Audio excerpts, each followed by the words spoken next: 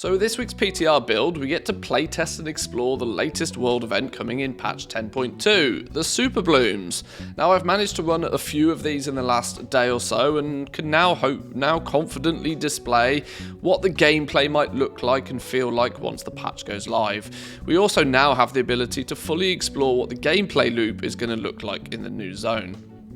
Now, once you've established yourself over in the Emerald Dream, you'll need to wait for Spruce Crown to awaken from his slumber. From some early testing, he appears to do this about once an hour, but of course by the time this goes live it could vary a little bit.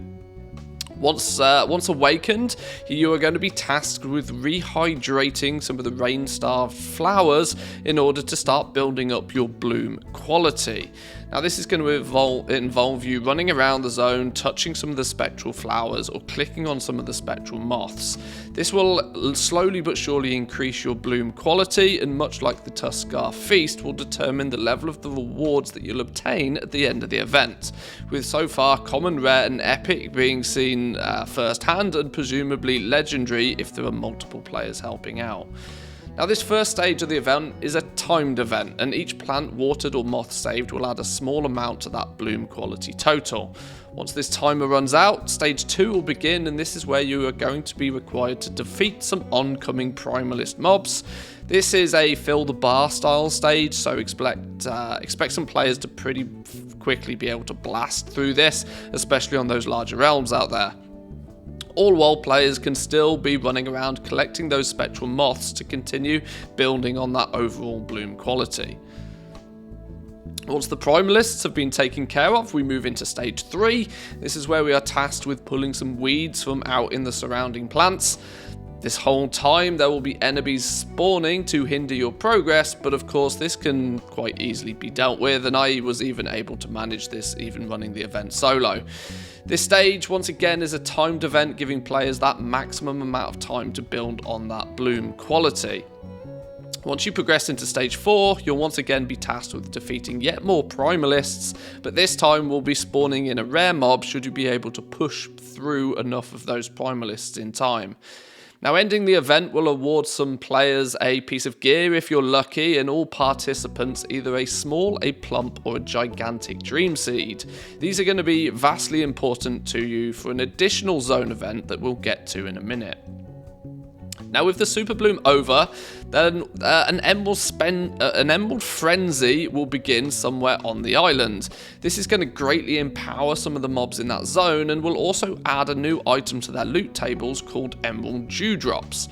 The Emerald Frenzy is only going to last for 10 minutes though, so this is something that you're going to want to prioritize over doing any other activities in the zone.